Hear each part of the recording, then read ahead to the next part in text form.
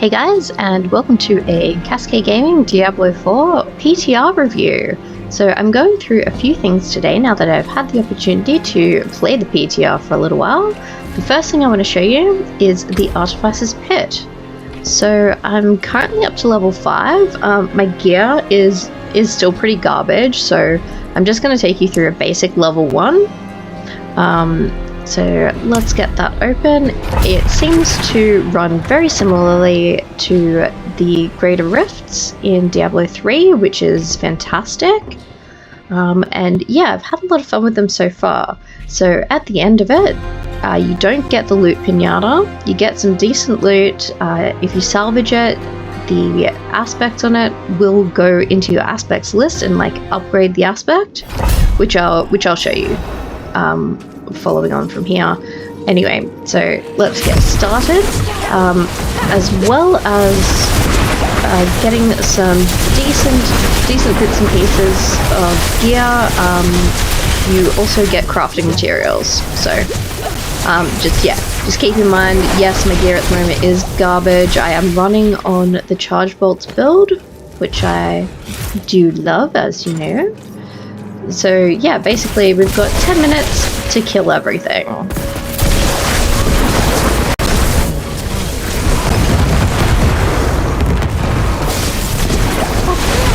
Yes, I do have a vampiric power on some of my gear, so basically if this was my regular Charge Bolt Sorcerer, we'd be blasting through, because obviously I've got fantastic gear, I've got shakers, I've got all bits and pieces that I need, but at the moment this build is a bit mana hungry, and it's not the best build for this content, unfortunately. But we're gonna do our best. We're gonna get through as quickly as we can.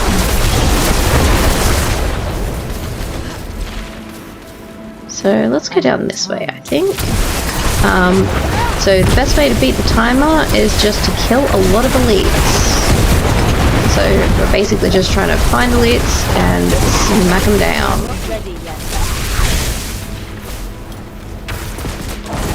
And then once we've killed enough enemies in this area, we'll be presented with a portal to head into the next area, which is pretty darn cool, I've got to say. Aha, here we go, shrine. It's just a prot, that's okay. We really need a prot, but you know, we'll take what we can get. Here we go, nice big pack of elites. Oh yeah, look at that stun. Look at that timer. Time's going fantastic. As I said, we're only on level 1, so this is just to give you guys an idea of how the pit works, / how the rifts work in D3 if you haven't had a chance to play D3 before. Alright, here we go. So this is something that I actually really love. You get a portal and it takes you to a completely different dungeon. So it's not all the same boring dungeon like a regular nightmare run. So this is fantastic. Like definitely 2 thumbs up for this content. So I've come across 2 different bosses in the pit. Admittedly, I haven't run it too many times, just a few times to like, I guess, get the lay of the land, and also to show one of my mates exactly what it's all about, because he plays on console. Don't worry, I am trying my best to convert him to a PC. Although I don't know how well that's going to go. Alright, so let's keep it moving, shall we? Nice. Got some peeps here. See, right here, I would like to have the chest piece that teleports all of the enemies to you when you hit teleport. It sucks them all in.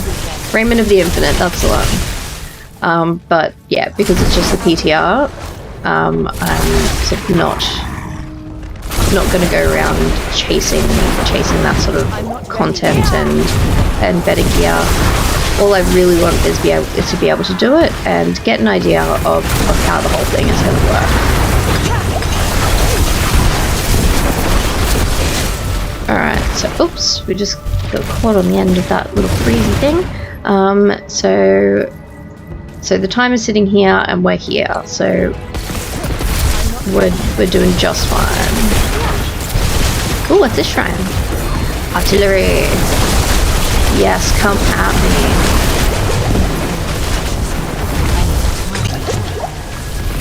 A little bit. Okay, let's go stuff with the artillery shrine. Alright, so we should probably need 1 or 2 more packs of, probably this pack of elites should, here we go, so the Guardian's Lair. So what boss are we up against? Let's have a look-see, shall we? The Blood Bishop! Hey, there we go.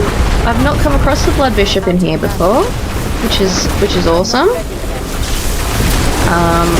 I've come across like a Bandit Chief Marauder and I don't know, Bandit Sharpshooter or something. So here we go. Doing pretty decent. As you all know, this is not a build for taking down bosses fast, and especially without the gear, it's not sort of the best, but hey, it's still pretty damn good. Time to prepare that. We don't have enough energy. Okay. So basically, this is the sort of thing that you get once you've completed it. So like it's like obtruse sigils, coiling wards. You get your chest. This obducite, I hope I pronounced that correctly, is a crafting material for your mastery items. So basically, we just did that whole run. And we came up with 7 items. So we've got gravitational, which is nice, but we don't need it. And Hydra, which is nice, but we don't need it. Lucky Hit, again, nice, but we don't need it. So it's definitely not the loot pinata that previous Nightmare dungeons were. So there you go. The Artificer's Pit. As you can see, my gear is a little bit garbage at the moment, but next I would like to show you guys what happens with the crafting. So let's hop along into that.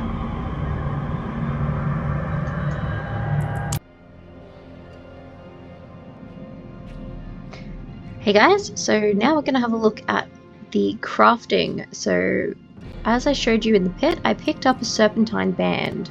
So I'm having a look at this serpentine aspect right here. We're at level 1 out of 16.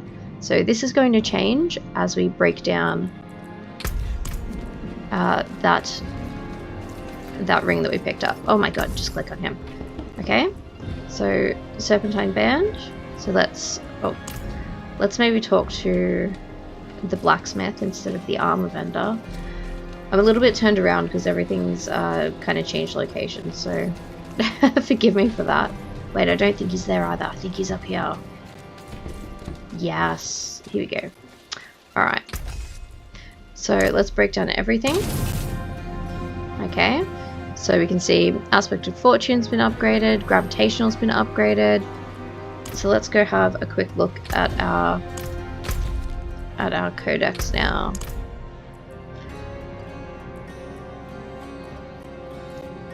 So I think it's that Gravitation was upgraded. So you can see in some of them. Here we go. Here's a new one. There we go. So that Combatant Fortune, the Lucky Hit, that's been upgraded to 2 out of 16, where it was 1 out of 16 before. Offensive. Let's scroll down to what was upgraded. So Aspect of Frozen Memories.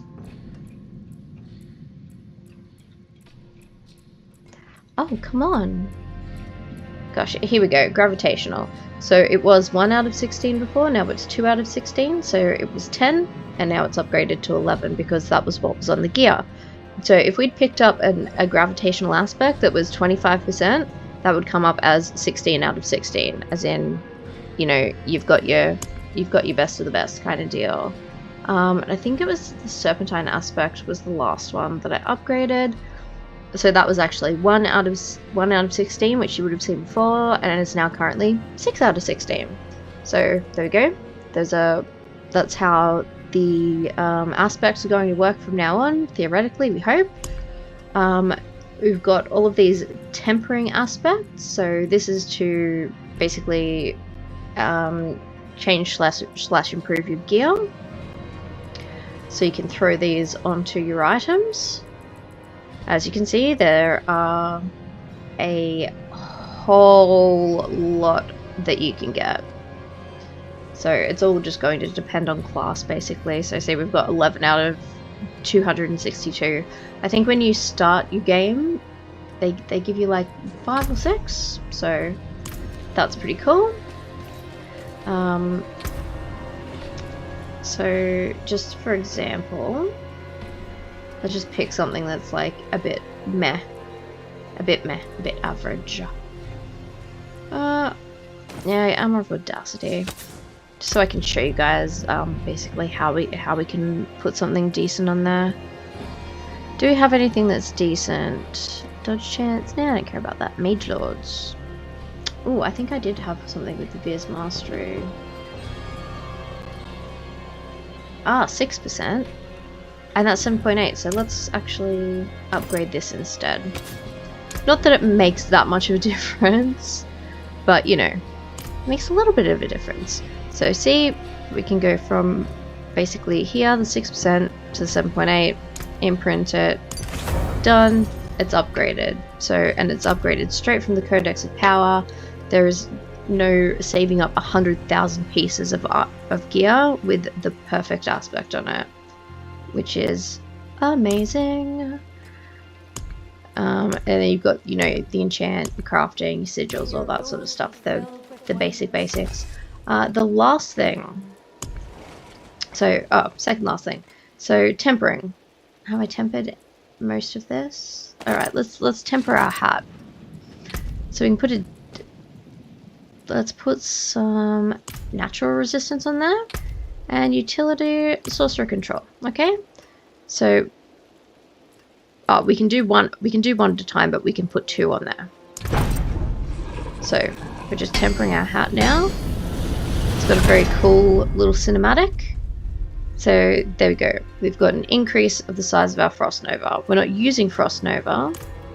However, I'd be inclined to do Frost Nova, but let's maybe throw a defensive on there. Temper! Off we go! Poison resistance. There we go. See, we've got our 2 tempered stats on there with the Poison Nova and the Frost Nova. So I'd probably be inclined to actually put Frost Nova on here, just because this isn't you know, super great or anything. So in terms of these upgrades to your items, the Masterworking, you need to have your 2 affixes on there, or however many is the maximum that they let you. And then when you run the pit, you get those obdusites, and then you can get an upgrade to your stuff. So basically, you're looking at all affixes increased by 5% for a few levels, and I think it's every fourth level or 5th level. I'm not 100% sure. 4th or 5th level. One of these is going to go like gangbusters for the improvement. So it's just 5% for the first few levels, and then one of them is going to be fantastic. So as you can see, I've definitely upgraded this one a couple of times. I don't have 20 obducite because I haven't run the pit that many times, but anyway, so there you go. So there's a bit of a rundown of the crafting. Nice and easy. Well, I hope you had as much fun watching as I've had playing. I think that if the game developers continue listening to the players and continue bringing in cool stuff like this and improving on everything that they've done so far, I think Diablo 4 has a really bright future. Let me know your comments and thoughts below. I didn't get a chance to run the Helltide. Unfortunately, it is a little bit bugged out at the moment, so I couldn't show you that properly. But basically, it just gives you an aggro bar, and once you hit certain points in the aggro bar, you get more enemies, and then at the end, you got the opportunity to summon the Blood Maiden boss. So anyway, I hope you had fun, and if you did, please like, subscribe. I've got some more videos coming out very soon, and yeah, I will catch you all really soon, I hope. Bye for now.